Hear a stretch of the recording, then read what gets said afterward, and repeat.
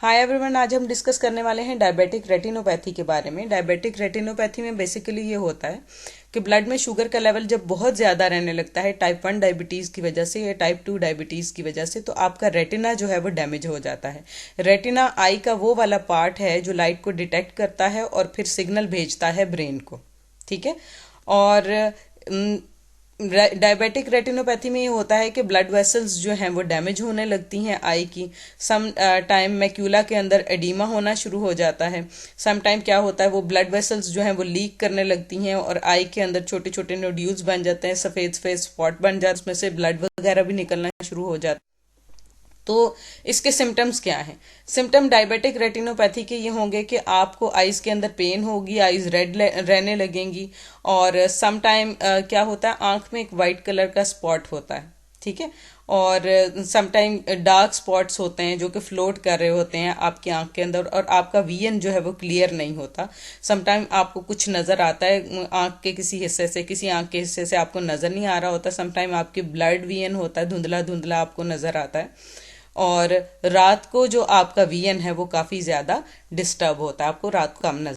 Next हम बात कर लेते हैं इसके अंदर कॉजेज और रिस्क फैक्टर क्या हो सकते हैं। सबसे पहले तो मैंने आपसे वीडियो के स्टार्ट में बता दिया कि डायबिटीज़ जो है ये बेसिक कॉज है रेटिनोपैथी का। ठीक है। टाइप 1 डायबिटीज़ हो, ये टाइप 2 डायबिटीज़ हो, और उसके अलावा अगर आपका ब्लड शुगर लेवल जो है वो कंट्रोल नहीं है, आपको इंसुलिन रेजिस्टेंस का इशू है, आपको हाई ब्लड प्रेशर का इशू है, हाई कोलेस्ट्रॉल का इशू है, या आप प्रेग्नेंट हैं, ठीक है, आपका ग्लाइकेटेड हीमोग्लोबिन बहुत ज़्यादा है, या फिर आप टोबैको यूज़ करते हैं, या फिर आप ब्लैक, हिस्पैनिक या नेटिव अमेरिकन हैं, तो आप जो हैं बॉर्डर लाइन पे हैं, या ये रिस्क फैक्टर हैं, या कॉजेज हो सकती हैं डायबिटिक। नेक्स्ट हम इसकी स्टेजेस को डिस्कस कर लेते हैं। सबसे पहले आप ये देखिए, नॉर्मल जो आई का स्ट्रक्चर है उसके अंदर जो ब्लड वेसल्स हैं वो बिल्कुल नॉर्मल हैं। ठीक है। और जब डायबिटिक रेटिनोपैथी हो जाती है और नॉन प्रोलिफरेटिव रेटिनोपैथी होती है, तो उसके अंदर क्या होता है, उसमें हेमरेजेस होना शुरू हो जाते हैं, उसमें छोटे छोटे नोड्यूल्स टाइप स्ट्रक्चर बनना शुरू हो जाते हैं ब्लड वेसल्स के ऊपर, और सम टाइम वो जो है वो ब्लीड करना शुरू कर देती हैं। ठीक है। और मैक्यूलर जो है वो एडिमा होना शुरू हो जाता है, जब वो लीक करती हैं वहाँ पे फ्लूइड जो है वो जमा होना शुरू हो जाता है, उसको हम मैक्यूलर एडिमा कहते हैं।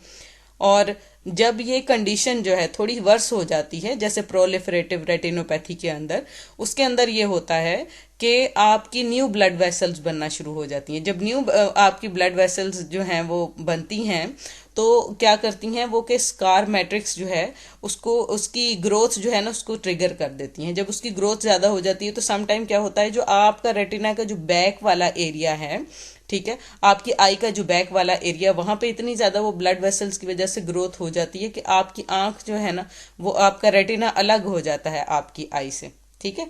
और वहां पे जो है आपका जो सिग्नल ऑप्टिक नर्व के थ्रू ब्रेन को जाता है, तो उसके अंदर भी काफी ज्यादा इश्यूज आ सकते हैं। नेक्स्ट हम बात कर लेते हैं डायबिटीज किस तरीके से इफेक्ट करती है और किस तरीके से जो है वो रेटिनोपैथी कॉज करती है। जब डायबिटीज होती है तो हाइपरग्लाइसीमिया होता है। हाइपरग्लाइसीमिया ऐसी स्टेट है जिसके अंदर ब्लड का शुगर लेवल काफ़ी ज़्यादा हाई रहता है ज़्यादा देर तक। तो जब हाइपरग्लाइसीमिया हो जाता है तो एडवांस ग्लाइकेशन एंड प्रोडक्ट्स बनती हैं। ये एडवांस ग्लाइकेशन एंड प्रोडक्ट्स जो हैं वो क्या करती हैं, इन्फ्लामेशन कॉज करती हैं। ठीक है। उनकी फॉर्मेशन स्टार्ट हो जाती है और उनकी वहां पे रिटेंशन स्टार्ट हो जाती है, वो रिटेन करने लगती हैं वहां पे। ठीक है। पोलियोल पाथवे एक्टिवेट हो जाता है जिसकी वजह से ऑक्सीडेटिव स्ट्रेस आता है। ये ऑक्सीडेटिव स्ट्रेस जब आपकी आंख के ऊपर आएगा तो उसकी वजह से क्या होगा, अर्ली वीएन के डिफेक्ट्स हो सकते हैं, या फिर नेक्स्ट जो है डायबिटिक रेटिनोपैथी, या फिर काफ़ी ज़्यादा इसकी थ्रेटनिंग कंडीशन हो जाती है।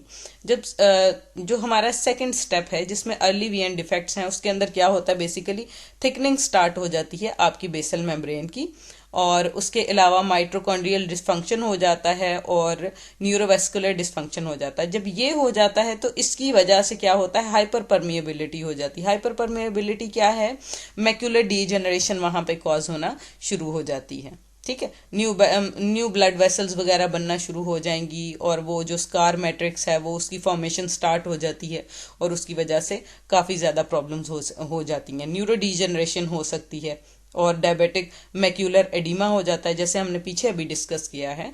और ये वाली स्टेज है जिसके अंदर आपकी प्रोलिफरेटिव जो है वो डायबिटिक रेटिनोपैथी होती है, और ये डायबिटिक रेटिनोपैथी जो है ना उसको कॉज करती है उसकी सीवियर स्टेज को, और उसके बाद आपकी ब्लाइंडनेस भी हो सकती है। नेक्स्ट हम कॉम्प्लिकेशंस डिस्कस कर लेते हैं, इसमें कौन कौन सी कॉम्प्लिकेशंस होती हैं।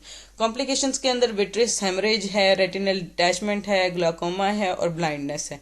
वन बाय वन हम इसको डिस्कस करेंगे। सबसे पहले हम बात कर लेते हैं विट्रियस हेमरेज की। ठीक है, तो विट्रियस हेमरेज के अंदर ये होता है कि न्यू ब्लड वेसल्स जो हैं वो ब्लीड करना शुरू कर देती हैं क्लियर जो जेली लाइक सब्सटेंस होता है उसके अंदर, और फिल कर देती हैं आपके सेंटर ऑफ द आई को।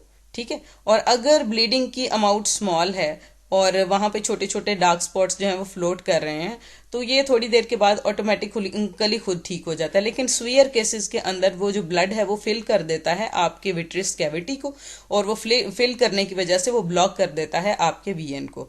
सेकंड जो है हमारे पास वो है रेटिनल डिटैचमेंट। रेटिनल डिटैचमेंट क्या होता है? एबनॉर्मल ब्लड वेसल्स जो हैं जो कि एसोसिएट होती हैं डायबिटिक रेटिनोपैथी के साथ, वो स्टिमुलेट कर देती हैं स्कार टिश्यू की प्रोडक्शन को। तो वो जो स्कार टिश्यूज होते हैं वो क्या करते हैं, वो आपकी जो रेटिना को है, आपकी आई का जो बैक वाला हिस्सा, उससे पुल कर देते हैं, उससे पीछे कर देते हैं उसको। ठीक है, जब उससे पीछे कर देंगे तो उसकी वजह से आपका जो वीएन है वो डिस्टर्ब होता है, और समटाइम वीएन लॉस भी हो सकता है। नेक्स्ट हमारे पास आती है कैटेगरी, नेक्स्ट हमारे पास जो कॉम्प्लिकेशन है वो ग्लाकोमा की है। उसके अंदर क्या होता है, उसमें न्यू ब्लड वेसल्स जो है उनकी ग्रोथ हो जाती है फ्रंट पार्ट में, आइरिस के पार्ट के अंदर, और वो जो ग्रोथ होने की वजह से क्या होता है, वो नॉर्मल जो फ्लो है ना फ्लूइड का आपकी आई के अंदर, उसके साथ इंटरफेयर कर जाता है, जिसकी वजह से एक प्रेशर जनरेट हो जाता है आई के अंदर। ठीक है, उस प्रेशर की वजह से आपकी नर्व जो है, जो ऑप्टिक नर्व है जिसने इमेज को लेके जाना है आपके ब्रेन की तरफ, वो डैमेज हो जाती है। नेक्स्ट हमारे पास जो कैटेगरी है वो है ब्लाइंडनेस की। ब्लाइंडनेस किस तरीके से कॉज होती है? डायबिटिक रेटिनोपैथी के अंदर मैक्यूलर एडीमा हो जाता है। ठीक है, ये जो मैक्यूला वाला आपका पार्ट है उसके अंदर एडीमा हो जाता है। जब उसमें एडीमा हो जाता है तो उसकी वजह से कंप्लीट वीएन लॉस हो सकता है, इसलिए हम कहते हैं ब्लाइंडनेस भी हो सकती है। प्रिवेंशन की हम बात कर लेते हैं। प्रिवेंशन के अंदर क्या क्या है जी? प्रिवेंशन के अंदर ये है कि जब आप अपनी डायबिटीज़ मैनेज करें, डायबिटीज़ को किस तरीके से मैनेज करें, अपनी जो कार्ब्स हैं उनको कंट्रोल में लें। ठीक है, और कभी भी अपने जो कार्ब्स की हाई क्वांटिटी है उसको प्रोटीन के साथ, या कार्ब्स की हाई क्वांटिटी को फैट्स के साथ कंज्यूम ना करें। उसकी वजह से एडवांस ग्लाइकेशन एंड प्रोडक्शन की फॉर्मेशन जो है वो इंक्रीज हो जाती है काफ़ी ज़्यादा। और कार्डियो करें, एक हफ्ते के अंदर तकरीबन 150 मिनट तक एक्सरसाइज करें। ये पूरे वीक के अंदर मैंने आपको बताया। फ्रूट्स की कंजम्पशन करें। ठीक है, लो ग्लाइसेमिक इंडेक्स वाली फ्रूट्स वगैरह की कंजम्पशन करें।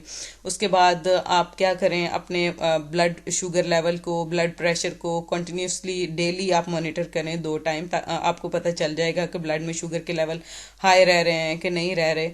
चेक करवाएं अपना ग्लाइकोसाइलेटेड जो है हीमोग्लोबिन को।